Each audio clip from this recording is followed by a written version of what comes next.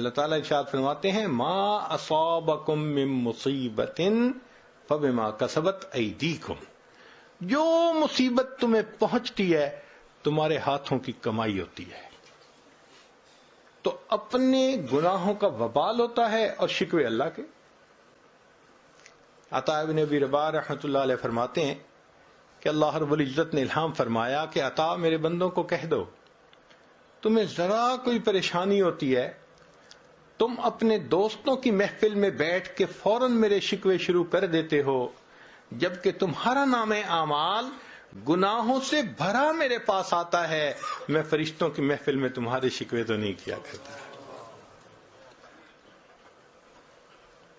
تو سہولیات بھی اتنی کہ کبھی اتنی نہیں تھی، اور اس پر دیکھو کہ شکوے بھی اتنے۔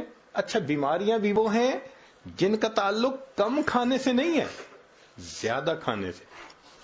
اب بتائیں، معدے کا السر کم کھانے سے تو نہیں نہ ہوتا، زیادہ کھانے سے۔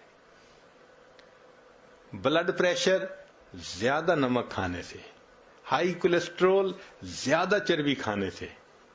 تو بیماریاں بھی شوگر زیادہ میٹھا کھانے سے۔ تو بیماریاں بھی وہ ہیں جو زیادہ کھانے سے تعلق رکھتی ہیں، اور شکوے بھی اللہ تعالیٰ کے آج سب سے زیادہ ہیں۔